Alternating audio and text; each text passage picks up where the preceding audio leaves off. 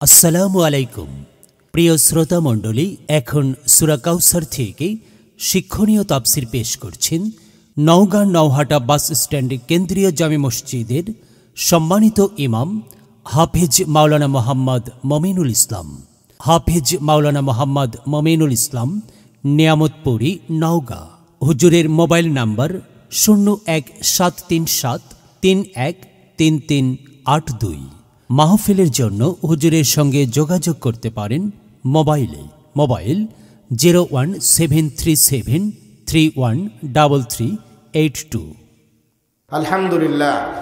ঐতিহ্যবাহী বগুড়া জেলার অন্তর্গত শিবগঞ্জ উপজেলার আওতাধীন হাবিবপুর পূর্বপাড়া জামে মসজিদ কমিটি কর্তৃক আয়োজিত আজকের মাহফিলের সম্মানিত সুযোগ্য বিজ্ঞ সভাপতি আলহাজ হযরত মাওলানা মুহাম্মদ আনিসুর রহমান লিটন, হজ পরিচালক, ভিলেজ হজ কাফেলা। আপনি চেহারাটা নুরানি চেহারা, বলেন তো মিথ্যা না সত্য? চেহারায় নূর দেখতে পাচ্ছেন না ভাই? আমল করে কি করেন? আমলের ফল হলো আমলদার মানুষকে দেখলেই বোঝা যাবে চেহারায় নূর ভাসবে, ঠিক কিনা? আর যারা জানাখোর, যারা অন্যায়কারী, যারা জুলুমকারী, যারা দাঙ্গাবাজ, এদেরকে দেখলেই খালি গা খালি জ্বলে উঠবে। কথা বলেন ঠিক কিনা? দোয়া করি আমাদের সম্মানিত সভাপতি আনিসুর রহমান ভাইয়ের হায়াতে রিজিকে আল্লাহ পরিপূর্ণ তারাক্কি নসিব করুন, বলেন আল্লাহুম্মা আমিন। এবং আল্লাহ পাক তেনাকে তেনার জীবনে কিছু বরকতপূর্ণ হায়াত দান করুন, যে হায়াত দ্বারা তিনি নবীর দেশে আমাদের দেশ থেকে মুআল্লিমদেরকে, হাজী সাহেবদেরকে নিয়ে যাবেন, আনবেন। এই কাজে, এই খেদমতে আল্লাহ নিয়োজিত রাখুন মৃত্যুর আগ পর্যন্ত, আল্লাহুম্মা আমিন। পাশাপাশি সহসভাপতি এবং প্রধান অতিথি অ্যাডভোকেট জামাল উদ্দিন জুয়েল ভাই, পাশাপাশি প্রধান পৃষ্ঠপোষক জনাব আলহাজ মোহাম্মদ আফজাল হোসেন ভাই, সভাপতি হাবিবপুর পূর্বপাড়া, এবং তেনার পাশাপাশি বিশেষ মেহমান জনাব মোহাম্মদ মাহমুদ হোসেন তৌফিক ভাই। এবং বিশেষ করে আজকে মাগরিব থেকে আলোচনা চলতেছে, দ্বিতীয় বক্তা, তৃতীয় বক্তা, চতুর্থ বক্তা, শেষ বক্তা আমি গুনাহগার, নাদান, নালায়েক। যাই হোক, আমার পর্দার আড়ালে আমার মা বোনেরা বসে আছেন, আমার সামনে বসে আছেন। আসলে আপনারা এত ধৈর্যশীল, আমি অবাক হয়ে যাচ্ছি। বৃক্ষ তোমার নাম কি? বৃক্ষ তোমার নাম কি? ফলে পরিচয়। আপনারা যে আসলে ধৈর্যশীল মানুষ, আর যারা ধৈর্যশীল এদেরকে ভালোবাসেন কে? কে ভালোবাসেন? আপনারা কি চান যে আজকে ধৈর্যের পরিচয় আমরা মুসাফিরকে দিব এবং আল্লাহর নৈকট্যে অর্জন করব? এটা কি চাচ্ছেন? চাচ্ছেন তো? আজকে যারা থাকবেন শেষ টপিকস পর্যন্ত মনে করব, এবং আল্লাহ তার কুদরতি নজর দ্বারা দর্শন করবেন আসলে বান্দারা ধৈর্যশীল, ঠিক কিনা?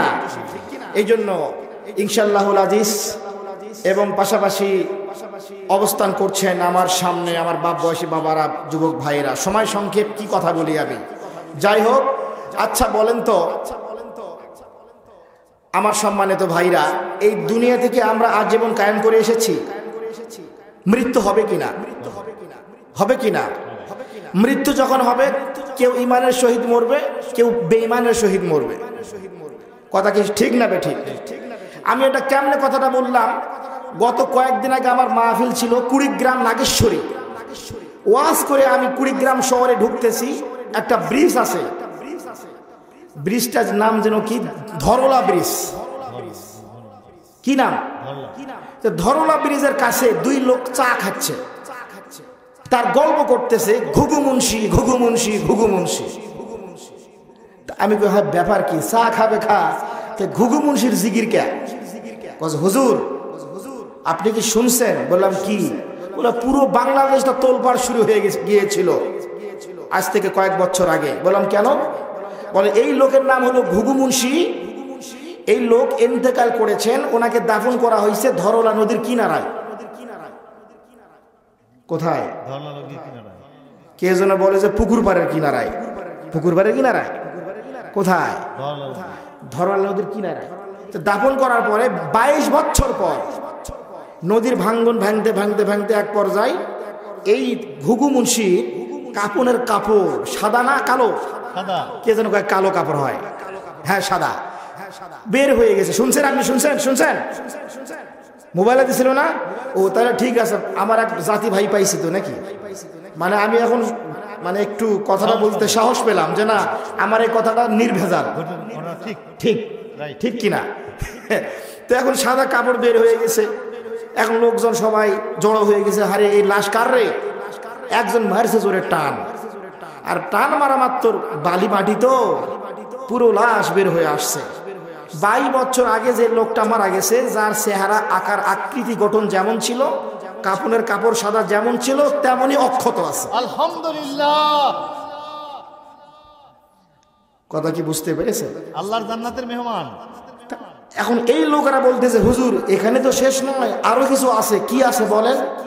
তাকে আবার আরেক জায়গায় দাফন করা হয়েছে, সেখানে একই কাণ্ড। 2 বছর পরে আবার নদী ভাঙ্গন শুরু, এইখানে একই কাহিনী ঘটে গেছে, আবার বের হয়েছে আবার অক্ষত অবস্থায় 2 বছর পরে, যেমন সাদা কাপড় তেমন হুবহু সাদা।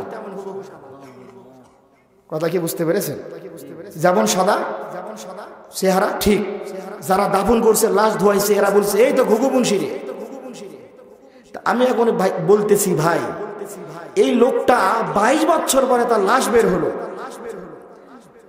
আচ্ছা বলেন তো সবচেয়ে বড় আদালত হাইকোর্ট না বিবেক? জোরে বলেন। সবচেয়ে বড় আদালত জজ কোর্ট না বিবেক? সবচেয়ে বড় আদালত সুপ্রিম কোর্ট না বিবেক?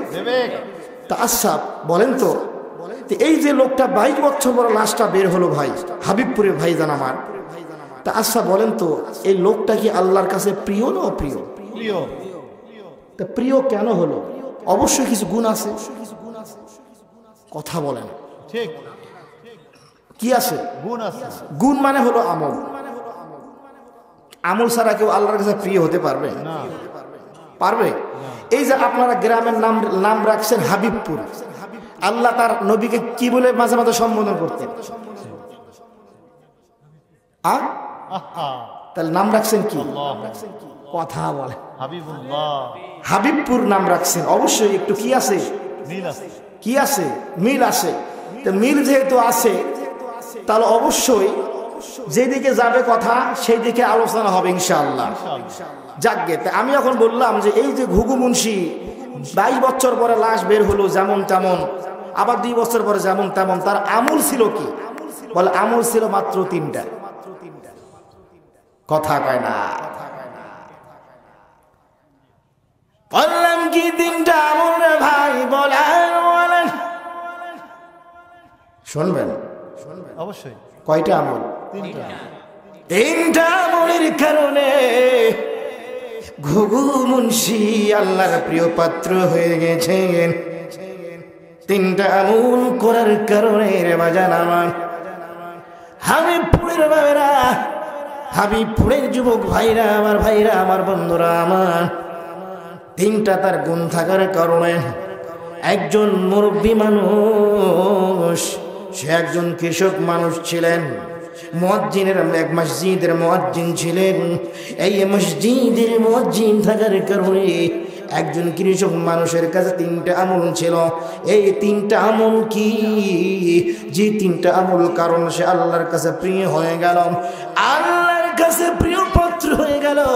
বলেন তো 3টা আমল শুনবেন নাকি চলে যাবেন? কারা কারা শুনবেন হাত তোলেন আর জিকির করেন আল্লাহ, আর সামনে আগান আল্লাহ আল্লাহ আল্লাহ আল্লাহ আল্লাহ। আসেন আসেন আল্লাহ, সামনে আগান আল্লাহ আল্লাহ আল্লাহ আল্লাহ আল্লাহ আল্লাহ আল্লাহ আল্লাহ আল্লাহ আল্লাহ আল্লাহ আল্লাহ। আঙ্গুল কয়টা? সব আঙ্গুল সমান তো নাকি? কে যেন বলে সমান, কে যেন সমান আছে হুজুর। কি দোস্ত? দোস্তর হাসি কি বা সমান? আচ্ছা এখানে যে আমরা আছি সবাই কি সমান? এখানে অনেক ওলামা একরাম বসে আছে, সবার এলেমের তারা কি সমান? কারো এলেম কম, কারো এলেমের গভীরতা বেশি, ঠিক কি না? তেমনি কম বেশি। আমি নোয়াটা বাস স্ট্যান্ডে আমি ইমামতি করি, আপনারা যায়েন, রাজশাহীর প্রবেশ পথ, নওগাঁ জেলার প্রবেশ পথ, 5 তলা মসজিদ।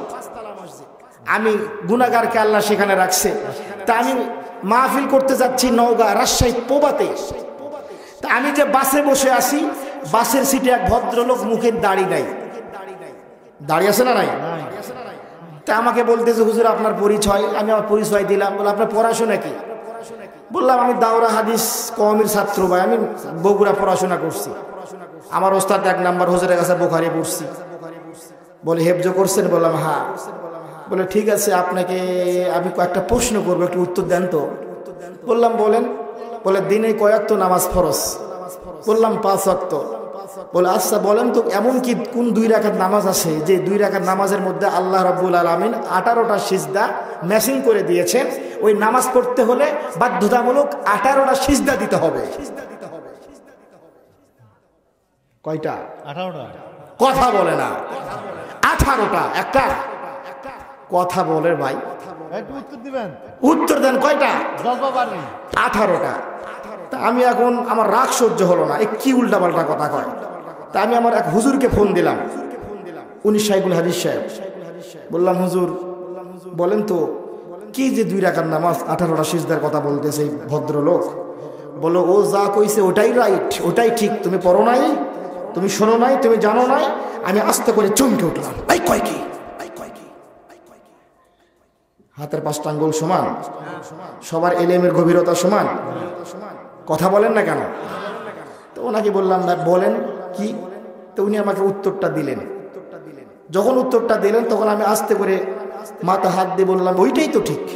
আমি একটা কমন প্রশ্ন আমি জানি না, এটা কমন প্রশ্ন, একটু চিন্তা করলে ব্রেনে চলে আসবে, অথচ আমি নামাজ পড়িও নাই, জানিও নাই। আপনারা কি শুনতে চাচ্ছেন?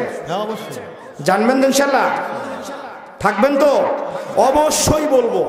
যদি কেউ চলে যান তাহলে মাইক পিসটা আস্তে করে এইভাবে সরে মাইক সারা উত্তর দিয়ে চলে যান। মনে করিয়েন না যে 4 স্টলে গিয়ে শুনবো, সুযোগ দেব না গা। বুঝতে পেরেছেন? তো উনি আমাকে 2 নাম্বার প্রশ্ন দিলেন, এখানে এলাকার নদী নাই? তো উনি বলতে যে হুজুর আপনাদের যে আত্রাই নদীতে যে একটা মেয়ে মানুষের লাশ পাওয়া যায়, পুরুষ লোক হলে তো বোঝা যাবে নাকি যে মুসলমান না বিধর্মী, বোঝা যাবে না? কিন্তু মেয়ে মানুষকে আপনি বুঝবেন, এর তো একটা বিধান আছে ইসলামের। একটা মেয়ে লাশ পাইলে তো তারা সিস্টেম করা লাগবে, কাফন দাফন জানাজা আছে না? সেটা চিনবেন কেমন? এই তো মুসলমান। সুরত কি? মুসলমান না মহিলার পুরুষ? ও মুসলমান, মানে এই মহিলা কি মুসলমান না হিন্দু না খ্রিস্টান না বৌদ্ধ? এর জানাজা হবে না আগুনে পোড়াতে হবে? বিধান দিয়েছেন কে? আল্লাহ। কথা কি কেউ জানেন? শুনবেন? 2 নাম্বার প্রশ্ন করলেন, আমি আটকে গেলাম। উনি আমাকে 3 নাম্বার প্রশ্ন করলেন, হুজুর বলেন তো, এই প্রশ্ন বুঝে হুজুর জানে।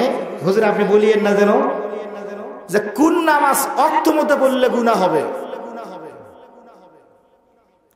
এমন নামাজ আল্লাহ বিধান দিয়েছেন, ওই নামাজ অর্থ মতো পড়লেই গুনাহ হবে। হুজুর ঠিক না? এই দেখছেন? ঠিক আছে, যা হোক সাহস পেলাম। কি পেলাম? তুমি ইনশাল্লাহ বলবো। তাহলে 3টা প্রশ্ন করলেন, আমি আটকে গেলাম। তাহলে এই 3টা প্রশ্ন মনে করেন এই বক্স। 2 রাকাত নামাজে 18টা সিজদা, মহিলার লাশ দাফন কাফনের ব্যবস্থা, অসিনা অজানা। 3 নাম্বার, কোন নামাজ ওয়াক্ত মধ্যে বললে গুনাহ হবে?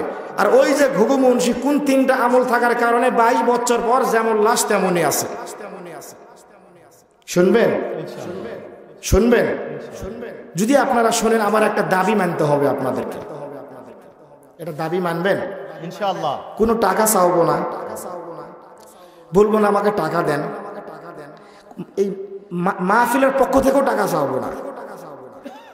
দাবি হলো আমার একটা, যে আমি সংক্ষেপ 3টা সূরা এখানে লেখা আছে তাফসীরুল কোরআন মাহফিল, এটা হক আছে। কি আছে? হক। এখানে যদি আমি তাফসীরুল কোরআন মাহফিলের জায়গায় যদি আমি অন্য কথা বলি, তাহলে আমার হকটা আদায় হবে না। এতদিন যে মাইকিং করা হলো বিভিন্ন জায়গায় তাফসীরুল কোরআন মাহফিল, ওখানে হইছে একটা, এখানে হলো। যদি বলি আমি আরেকটা, তাহলে এতদিন যে তাফসীরগুলা মাইকিং করা হলো সব মিথ্যা কথা বলা হয়েছে। আর যারা মিথ্যা কথা বলে 40 দিন এদের দোয়া কবুল হবে না। কথার সাথে কাজের কি থাকতে হবে? বলেন কি থাকতে হবে? তাহলে আমি কয়টা সূরা তাফসীর করব বলেন? সূরা কাউসার, সংক্ষেপ সংক্ষেপ, আমি বেশি লম্বা করব না। সূরা ইখলাস আর সূরা 3 শুনে যাবেন ইনশাআল্লাহ। এই যে লেকচার তাফসীরুল কোরআন মাহফিল, কেউ যদি চলে যান তাহলে সে পরকালে আল্লাহর কাছে সে তাকে অবশ্যই জবাবদিহিতা করতে হবে। সে হক নষ্ট করে চলে গেল। আমি আপনাদের পায়ে হাত দিলাম, আমি আপনাদের ছেলে, ভাইয়ের মতো, ছেলের মতো, বেটার মতো, একটু মেহেরবানি করে সামনে চলে আসেন তো। পায়ে হাত দিছি আমি, আমি আলেম মানুষ হয়ে পায়ে হাত দিলাম ভাই, একটু কিছু মনে হয় না? আর যারা, হ্যাঁ আমি আলেম মানুষ হয়ে পায়ে হাত দিলাম ভাই। لا إله إلا الله لا إله إلا الله لا إله إلا الله لا إله إلا الله بسم الله الرحمن الرحيم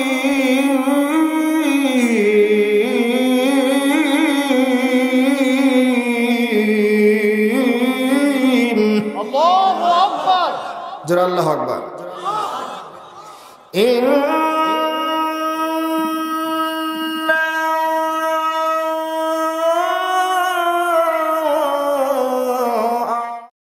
كوثر فصل لربك وانحر إن شانئك هو الأبتر الله أكبر বলেন بسم الله الرحمن الرحيم إنا أعطيناك الكوثر الله أكبر الله أكبر বলেন কোন সূরা? কি সূরা? সূরাতুল, একেবারে কোরআনুল কারীমের মধ্যে ছোট্ট সূরা। কি সূরা? ছোট্ট সূরা। এই সূরার মধ্যে আয়াত সংখ্যা হলো 3টা। কয়টা? শব্দ হলো 10টা আর হরফ হলো 17টা। আয়াত 3টা, শব্দ 10টি, হরফ হলো 17টি। তা আমার সম্মানিত ভাইরা, আচ্ছা বলেন তো, নবীর জামানায় ইসলামের শত্রু ছিল কি ছিল না? বর্তমানে, ভবিষ্যতে, অতীতে ছিল, বর্তমানে আছে, ভবিষ্যতেও থাকবে। মানে এই কোরআন যতদিন থাকবে ততদিন কোরআনের শত্রু থাকবে। এটা হলো তার জ্বলন্ত প্রমাণ, এটা হলো একটা সত্য বিধান, ঠিক কিনা আমার সম্মানিত ভাইরা? ওই জামানায় নবীর শত্রু ছিল আস ইবনে ওয়াইল। কি নাম? আস ইবনে ওয়াইল। নবীর চিরন্তর শত্রু ছিলেন রে বাগান আমার। ও হাবিবপুরের গ্রামের না বোনেরা গো, হাবিবপুর গ্রামের আমার বাপ ভাইরা আমার, একটু দিনের কান লাগায় শুনবেন রে বাগান আমার। আস ইবনে ওয়াইল সাইটেকে সমালোচনা করছেন দয়াল নবীর, সরকারি দু আলমের। কি সমালোচনা করছেন? বলে শুনছনি শুনছনি শুনছনি আবদুল্লাহর বেটা মুহাম্মাদের এক এক করে 4টা বেটা দুনিয়া ছেড়ে চলে যায়। কয়টা ছেলে? 4জন সন্তান ছিলেন। মা খাদিজার মাতৃগর্ভ থেকে 3জন সন্তান ছিলেন, নাম হলো কাসেম, তাইয়াব, তাহের। আর একজন সন্তান ছিলেন মারিয়া কিবতিয়া রাদিয়াল্লাহু তাআলা আনহার মাতৃগর্ভ থেকে। মা মারিয়া ছিলেন মদিনায় আর মা খাদিজা ছিলেন মক্কায়। এই মা খাদিজার সর্বশেষ সন্তান নাম হলো তাহের। তাহের যখন মারা যায়, আস ইবনে ওয়াইল বদনাম করে, হায় রে আব্দুল্লাহর ছেলে মুহাম্মাদের ধর্ম কে বহন করবে? আমার সম্মানিত ভাইরা, এই কথা যখন বলে নবী আমার কাঁদে, মা খাদিজা কাঁদে। আচ্ছা বলেন তো নবীকে কে ভালোবাসে? আল্লাহ বলেন কে ভালোবাসেন? আল্লাহ নবী আমার চিরয়তীম, ছোট্টকালে নবী আমার বাপকে হারাইছেন, কথা বলেন ঠিক কিনা? ছোটকালে নবী আমার মাকে হারাইছেন রে ভাই আমার। এরপরে দাদারে হারাইছেন, নানারে হারাইছেন, বাজানারে আমার। দিলেন কান লাগায় শুনবেন, এই কথা যখন বলা বলি করেন নবী আমার টেনশন ফিল করছেন। এক পর্যায়ে নবী আমার ঘুমিয়ে পড়লেন। ঘুম থেকে যখন উঠলেন নবী আমার মিষ্টি মিষ্টি হাসে। হযরত ইবনে আনাস বলে, ইয়া রাসূলুল্লাহ, আপনি হাসেন কেন? কি হয়েছে? আপনি হাসেন কেন? কি হয়েছে বলেন? বলিস জানোনি আজকে ঘুমন্ত অবস্থায়, তন্দ্রাচ্ছন্ন অবস্থায় আমার মালিক নবীজি আল্লাহ আল্লাহ আল্লাহু লা ইলাহা ইল্লাহু নবীজি আল্লাহ আল্লাহ আল্লাহু লা ইলাহা ইল্লাহু নবীজি আল্লাহ আল্লাহ আল্লাহু লা ইলাহা ইল্লাহু। আজ বলে ইয়া রাসূলুল্লাহ, মিষ্টি মিষ্টি হাসেন কারণটা কি?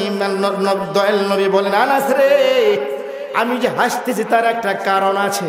বলে কারণটা কি? বলেন গো নবী। বলে কারণটা হইল আমি যখন ঘুমিয়েছিলাম রে আনাস, আল্লাহ জাল্লা শানহু, আল্লাহ সুবহানাহু ওয়া তাআলা আমাকে এমন একটা জিনিস পুরস্কার দিলেন, বস্তু পুরস্কার দিলেন, যা শুনলে তোমরা চমকে উঠবে, অবাক হয়ে যাবে। আনাস বললেন, ইয়া রাসূলুল্লাহ, বলেন বলেন কি? বলেন গো নবী। তখন রাসূল আমার বলেন, ইন্না আ'তাইনাকাল কাউসার। আল্লাহু আকবার বলেন। আ'তাইনাকা, এটা জমা মুতাকাল্লিমের সিগা, আমি আপনাকে দান করেছি। আল্লাহু আকবার। আনাস বললেন, ইয়া রাসূলুল্লাহ, ইয়া হাবিবাল্লাহ, নবী গো কি আপনাকে দান করেছেন আল্লাহ? নবী বলেন, আনাস, আমাকে আল্লাহ দান করেছেন রে হাউজে কাউসার। কি দান করেছেন? ইয়া মুহাম্মদ মুস্তাফা নবী সাল্লাল্লাহু আলাইহি, ওরে শাফায়াতের কান্ডারি,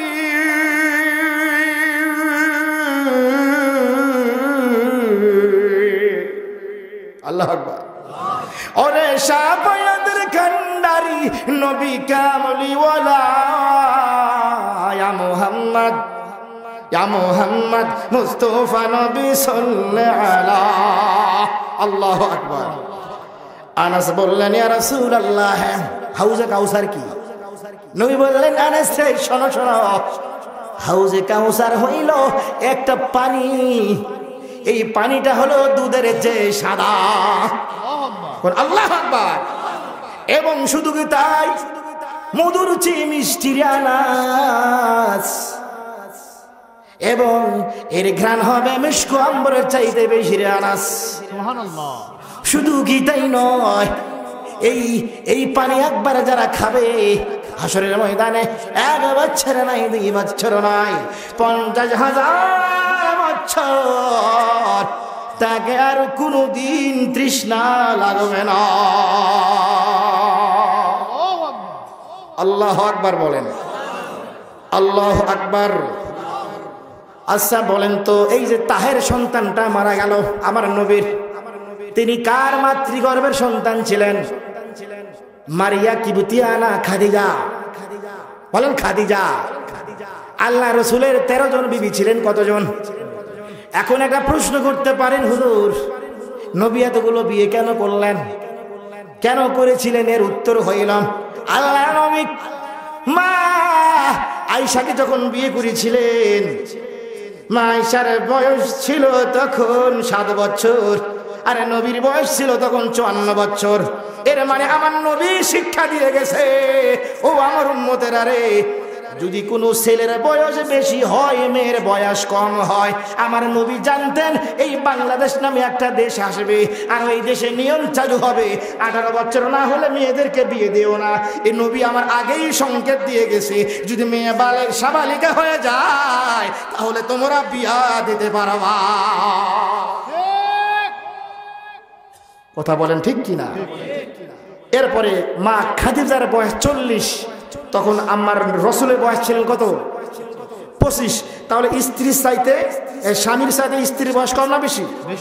তো নবী আমার এটা শিক্ষা দিলেন, ও আমার উম্মত, আমি ইন্তেকালের পরে যদি আমার কোনো উম্মত বিয়ে করতে চায়, যদি স্ত্রীর বয়স যদি বেশি হয়, তোমরা কেউ মনোক্ষুণ্ণ হবে না। আমি রসুল করেছি, তোমরাও করবা, সুন্নত আদায় করে কবরে যাইবা, আমি নবী সুপারিশ করব। কথা কি বুঝতে পেরেছেন? এরপরে দেখেন জয়নব তালাক প্রাপ্তা স্ত্রী ছিলেন। আজকাল যুগে অনেক ছেলে বিয়ে করতে চায় না তালাক প্রাপ্তা মেয়েকে। জয়নব তালাক প্রাপ্তা স্ত্রী ছিলেন, মা জয়নব। নবী আমার তাকে বিয়ে, আল্লাহ রাসূল বিয়ে করেছিলেন। এরপরে মা সাদিয়া ছিলেন ইহুদি সম্প্রদায়ের মেয়ে, রাসূল বিয়ে করেছেন। মারিয়াম, মা মারিয়াম ছিলেন খ্রিস্টান সম্প্রদায়ের মেয়ে, রাসূল আমার বিয়ে করেছেন। এর মানে হইল নবী শিক্ষা দিয়ে গেছেন, ও আমার উম্মত, তোমাদের সামনে যদি কোনো তালাক প্রাপ্তা মেয়ে থাকে, যদি টাকা পয়সার অভাবে বিয়ে দিতে না পারে, তোমরা হেউ প্রতিপন্ন না করে বিয়ে করো, আমি নবী আমার সুন্নত আদায় করো। কথা কি বুঝতে পেরেছেন? কথা কি বুঝতে পেরেছেন? আমার ভাইরা, আমার বন্ধুরা, আমার আল্লাহ নবী বললেন হাউজে কাউসার আল্লাহ দান করবেন। কিন্তু এই যে আস ইবনে ওয়াইল, কি নাম বললাম, সেই নবীকে বলে আমার নবী নাকি নির্বংশ। নবী আমার নির্বংশ? তিরমিজি শরীফের হাদিস, হাদিস নম্বর 2546, ইবনে মাজাহ শরীফের হাদিস 4289 নম্বর হাদিস, মিশকাত শরীফের হাদিস 5244 নম্বর হাদিস। আমার ভাইরা, জান্নাতের ময়দানে জান্নাতীদের কাতার হবে টোটাল 120 কাতার। কয় কাতার? 120 কাতার। উম্মতে মুহাম্মাদির কাতারই হবে 80টা, আর বাকি 40টা হবে অন্য অন্য নবীর। তাহলে বলেন তো, আমার নবীকে যে নির্বংশ বলল, আচ্ছা বলেন তো অন্য অন্য নবীদের চাইতে আমার নবীর উম্মত কম না বেশি? ইয়া রাসূলুল্লাহ, ইয়া হাবিবাল্লাহ, ইয়া রাসূলুল্লাহ, ইয়া হাবিবাল্লাহ, পাই যদি নমি গো আপনার দিদার, ওরে মোদের যন্ত্রণা থাকবে না আমার, দয়াজ করিয়া দিও ও গদিদার। ইয়া রাসূলুল্লাহ, ইয়া হাবিবাল্লাহ, ইয়া রাসূলুল্লাহ, ইয়া হাবিবাল্লাহ। আরবের মা বোনেরা কত বড় ভাগ্যবান, নবীজির রূপ দেখিয়া কাফের হইল মুসলমান। আল্লাহু আকবার বলে, আল্লাহু আকবার বলে। তাহলে আস ইবনে ওয়াইল কি বলে, নবী নাকি আমার নির্বংশ। নবী কি নির্বংশ? আচ্ছা বলেন তো, আপনাদের গ্রামের মুয়াজ্জিন দিনে আজান দেয় কয়বার? আস ইবনে ওয়াইলের কথা সত্য না মিথ্যা দেখেন তো, কয়বার আজান দেয়? কয়বার? আজানের মধ্যে কি এই শব্দ উচ্চারণ করে না মুয়াজ্জিন?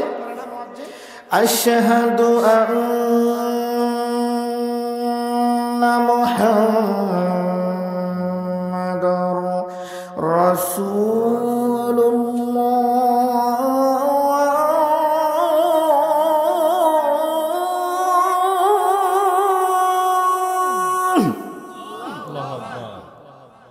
আশহাদু আন্না মুহাম্মাদুর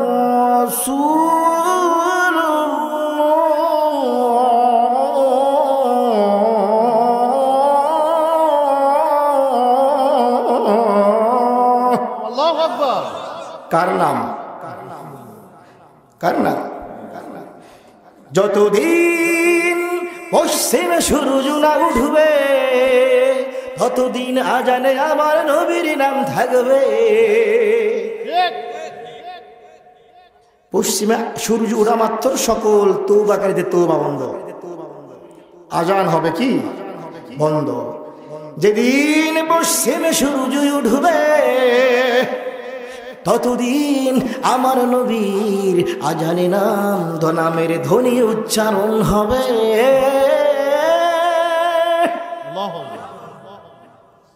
তাহলে আজানেও নবীর নাম, আল্লাহ যেখানে নবী এরপরে দেখেন একামত, দিনে মুয়াজ্জিন 5 বার আজান দিলে নবীর নাম 5 বার বলা হয়। একামত 5 বার নাম, আজান একামত 5 বার নবীর নাম। আল্লাহু আকবার বলেন, যেরকম আল্লাহু আকবার। এরপরে আসেন কালেমা, লা ইলাহা ইল্লাল্লাহু মুহাম্মাদুর রাসূলুল্লাহ। এখানে 6-12টা হরফ আছে, একটা হরফে নুক্তা নাই। নবীর নামের হরফেও নুক্তা নাই, আল্লাহর নামের হরফেও নুক্তা নাই। নবীর হরফ হলো 6টা, আল্লাহর নামের হরফ হলো 6টা। ঠিক সমান সমান, সই সই, পারফেক্ট। দিয়েছেন কে? আল্লাহ। আল্লাহ আছে তো? আল্লাহ আছে না? আমি যাচ্ছি এক ক্লাসে, আল্লাহ আছে কোথায় দেখবেন ইনশাআল্লাহু আজিজ। আমার সম্মানিত ভাইরা, তাহলে আজানে নবীর নাম, একামতে নবীর নাম, কালেমাতে। এরপরে আসেন, আমরা যখন নামাজিরা নামাজ পড়ি গো, নামাজিরা যখন নামাজ পড়ি 2 রাকাত নামাজের পরে যখন আমরা বৈঠক করি তখন একটা দোয়া পাঠ করি, আত্তাহিয়াতু লিল্লাহি ওয়াসসালাওয়াতু ওয়াত-তাইয়্যিবাতু আসসালামু আলাইকা আইয়ুহান নবী। কাকে সালাম দিলাম?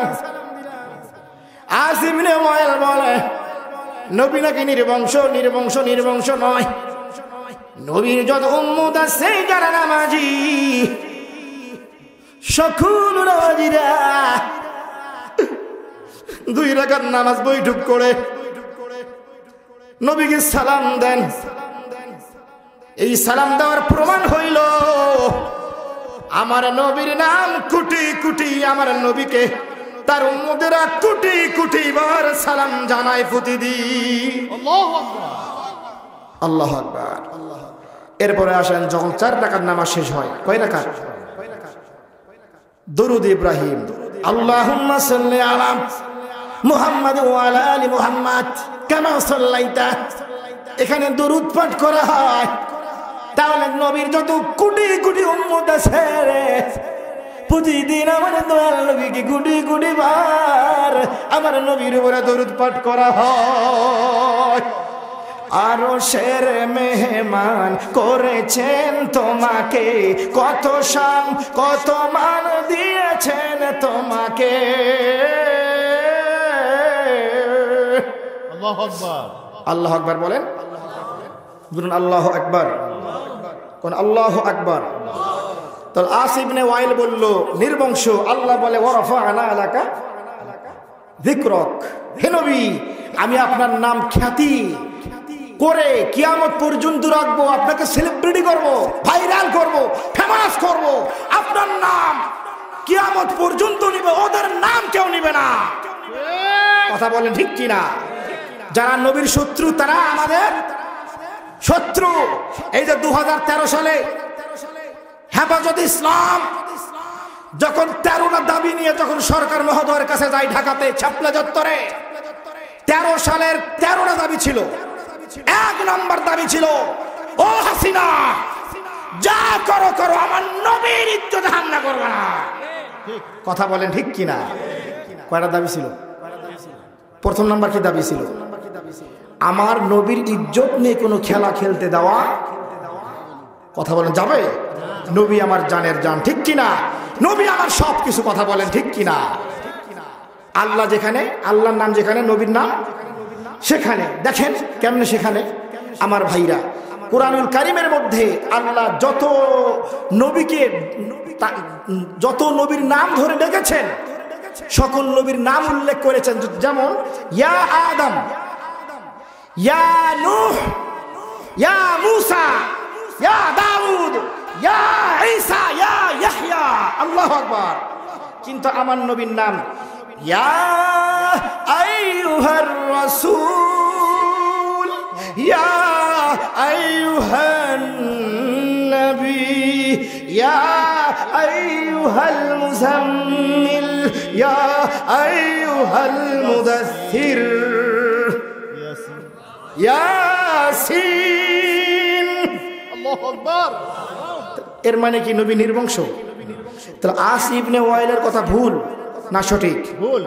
বরং ওরাই নির্বংশ, ওদের নামে কেউ নাম রাখে না। ঠিক। ওর নামে, আবু জেহেলের নামে, উতবার নামে, সাইবার নামে, আবুল আহাবের নামে একটা নাম আছে বাংলাদেশে। মুসলমান তো রাখে না, বিধর্মীরাও ভয়ে রাখে না। কারণ বদরের যুদ্ধে যে আবু জেহেলের গলা কাটা হয়েছিল, ওই দেহটা যে গর্তে ফেলা হয়েছে সেখানেও মানুষ হাজিরা পায়খানা করে, ওটা টয়লেট। ঠিক ঠিক না? ঠিক। ওর লাশ যেখানে ফেলাইছে, যে গর্ত, ওই গর্তটা টয়লেট। বুঝতে পেরেছেন? আল্লাহু আকবার বলেন। আমার ভাইরা, হাবিবপুরের ভাই আপনারা কত ভালো মানুষ, আপনারা আসলে পরিচিত ভদ্র মানুষ, আপনারা আলেমদের সম্মান করেন। কারণ এই যে আমার ওস্তাদ বসে আছেন একজন আল্লাহওয়ালা মানুষ। আমি মুজাফির প্রাণ খুলে দোয়া করে যাব। মুজাফিরের দোয়া বলেন তো হুজুর আল্লাহকে ফেরত দেয়। আর ওই যে মনে আছে তো ঘোগমুন্সি, কয়টা আমল? ওই যে বাসে প্রশ্ন কয়টা? 2 রাকাত নামাজে, কোন নামাজে? ওয়াক্ত মতো নাকি? হ্যাঁ, কথা কি বুঝতে? আরেকটা কি? নদীর পাশে মহিলার লাশ কেমনে চিনবো, কাফন দাফন হবে কেমনে, মনে আছে তো? বাপ রে বাপ, খুব চালাক মানুষ তো আপনারা। আমার ভাইরা গভীর মনোযোগ দিয়ে শুনবেন। আমরা যখন সবাই রুহের জগতে ছিলাম রে ভাই আমার, আল্লাহ জাল্লা শানহু আমাদেরকে উদ্দেশ্য করে বলেছিলেন আলাস্তু বিরাব্বিকুম, আমি কি তোমাদের রব? তাফসীরের মধ্যে আছে, ইবনে কাসির খুলে দেখবেন, মারিফুল কোরআন, আনওয়ারুল কোরআন। ওই দিন হাজার হাজার লক্ষ লক্ষ কোটি কোটি রুদের মাঝে যে রুটা প্রথমে জবাব দিয়েছিলেন কলু বাবা, ওই রুটা অন্য কারু রুহু নয়, আমার দয়াল নবীর রু। কার রু? তখন আল্লাহ সিদ্ধান্ত নিছে, হে হাবিব, এই গ্রামের নাম হাবিবপুর। কি সৌভাগ্যবান আপনি। সেদিন আল্লাহ সিদ্ধান্ত নিছে, হাবিব, গ্রামের নাম কি? হাবিবপুর। আল্লাহ বলে, হে হাবিব, আপনি আগে উত্তর দিলেন আমার একাত্মবাদে, তাওহীদে, যাও যাও যাও, আমি আজকে চূড়ান্ত সিদ্ধান্ত নিলাম, আমি আপনাকে পাঠাবো পৃথিবীর শেষ নবী হিসাবে। সুবহানাল্লাহ। আল্লাহু আকবার বলেন। নবী আমার শ্রেষ্ঠ কিনা? আমার নবী যখন দুনিয়াতে আগমন করলেন, সকল নবীর দায়িত্ব, সকল নবীর যে একটা ছিল নবুয়ত, সব বাতিল হয়ে গেছে। ঠিক। কথা কি বুঝতে পেরেছে? নবী আসা মাত্র সকল নবীর নবুয়ত ক্যান্সেল, বাতিল হয়ে গেছে। আমার নবী যখন দুনিয়াতে আগমন করলেন, সুন্নত অবস্থায়, সুন্নতকৃত অবস্থায় আগমন করেছেন। আল্লাহু আকবার বলেন।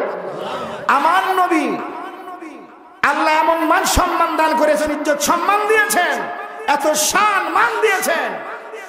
ইতিপূর্বে যত নবী দুনিয়াতে এসেছিলেন, কোন নবীর জন্য এই বিধান ছিল না যে পুরো পৃথিবীর জমিনকে নামাজের জন্য সুব্যবস্থা করে দিলাম। নিজ নিজ নবী নিজ নিজ এলাকায় নামাজ পড়বে, অন্য জায়গায় পারবে না। কিন্তু আমার নবীর জন্য মহান আল্লাহ জাল্লা শানহু সারা পৃথিবীর মাটিকে নামাজের জন্য ব্যবস্থা করে দিয়েছে। আল্লাহ অন্য কোন নবীর বিধান ছিল না যে পানি না থাকলে তায়াম্মুম করো, পানি নাই থাক নামাজ অফ। কিন্তু আমার নবীর বিধানে আছে, শাস্ত্রে পানি নাই কি করো, কি করো, কি করো বলে, কি করো, তায়াম্মুম করো। আমার সম্মানিত ভাইরা, এরপরে আসেন, তা নবীর সম্মান কম না বেশি, কম না বেশি? কেমনে বেশি থাকেন? فتهجد به نافلة لك عسى أن يبعثك ربك مقاما محمودا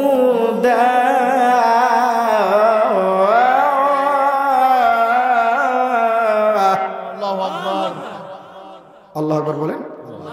যখন কিয়ামত কায়েম হয়ে যাবে হাসরের ময়দানে, আল্লাহ রাব্বুল আলামিন তার আসনের ডান পাশে উঁচু স্থানে একটা আসন থাকবে। ওই আসনটা অন্য কোনো আসন নয়, ওই আসনে আমার নবীকে সমাসীন করবে। আর ওই আসনের নাম হলো মাকামে মাহমুদ। কি নাম, কি নাম? আল্লাহ আমার নবীকে দিয়েছেন মাকামে মাহমুদ, দিয়েছেন মাকামে মাহমুদ। হাসরের ময়দানে আল্লাহর আরশে, হাসরের ময়দানে আল্লাহর আসনের উঁচু স্থানে থাকবে একটা আসন যার নাম হবে মাকামে মাহমুদ। সকল হাসরবাসীরা বলবে এইটাই আবার কার আসন? নবী ইব্রাহিম বলবেন, ঈসা, ইয়াহইয়া, মুসা, সবাই বলবে এটা কার আসন? আল্লাহ বলবে আমার হাবিবের আসন মাকামে মাহমুদ। ওয়া মিনাল লাইলি ফাতাহাজ্জাদ বিহি নাফিলাতান লাক আসা আইয়াবআসাকা রাব্বুকা মাকামান মাহমুদা। আমাদের নবীর সম্মান অল্প না বেশি? তাহলে এই যে আসে ইবনে ওয়াইল যে বলল নির্বংশ, আমার নবী নির্বংশ না ও নির্বংশ? ও নির্বংশ না? কথা বলেন ঠিক কিনা? ও নির্বংশ কিনা? আমার কিয়ামতের আগ পর্যন্ত আমার নবীকে যারা গালি দিবে ওরাই যারা সন্তান হবে। কথা বলেন ঠিক কিনা? আমার সম্মানিত ভাইরা, আমার নবীর সম্মান এত ঊর্ধ্বে। ইকতারাবাতিস সাআতু ওয়ানশাক্কাল কমার। নবী আমার জবিনকে ইশারা করেছিলেন, জানেন না? চাঁদ কি হয়েছিল? দ্বিখণ্ডিত হয়েছিল। এটা কি পাওয়ার কম না বেশি? পাওয়ার কম না বেশি? পাওয়ার কম না বেশি? আমার আল্লাহ বললেন, ইন্না আতাইনাকাল কাউসার ফাসাল্লি লিরাব্বিকা ওয়ানহার। হে নবী, আমি আপনাকে আদেশ করলাম আপনি বেশি বেশি সালাত এবং কুরবানি করেন।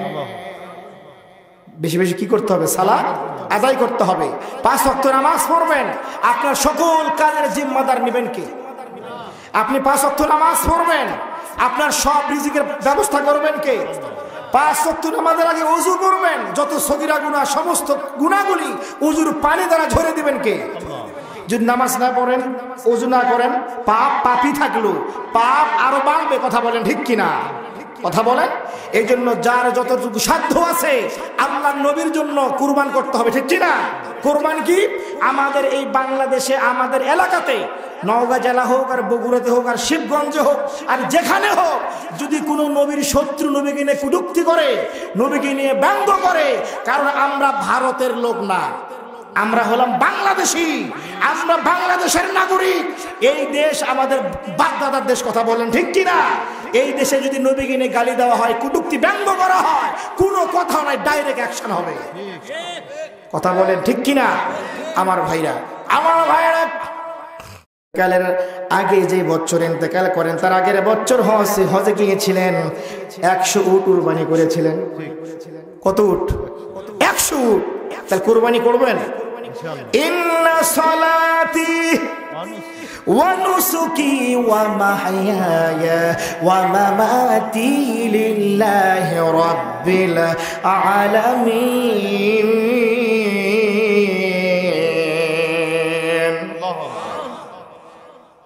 নামাজ আল্লাহর জন্যে, কুরবানি আল্লাহর জন্যে, হায়াত মওত আল্লাহর জন্যে।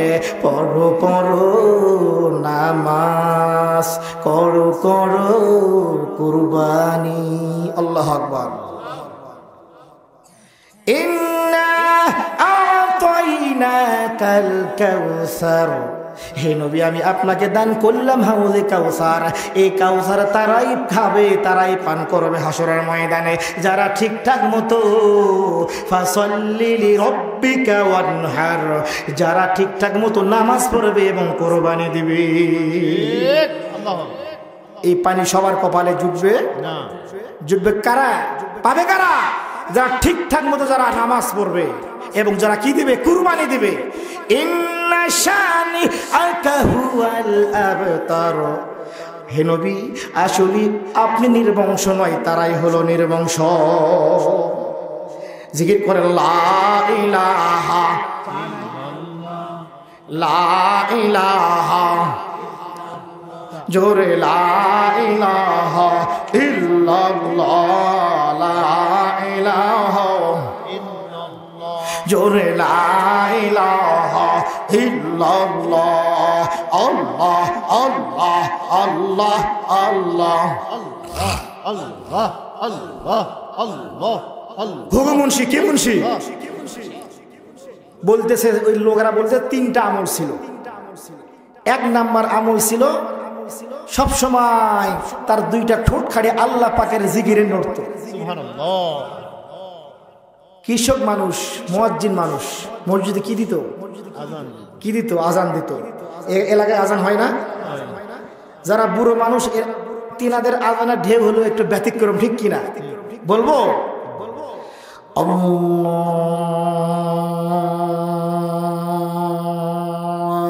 আকবার,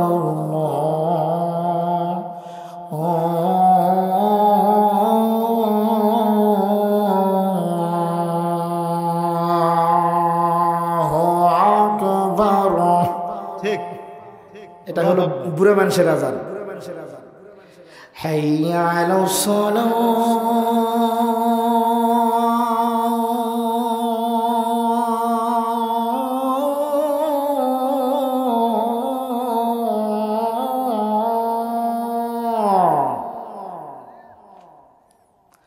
হাইয়া আলাস সালাহ।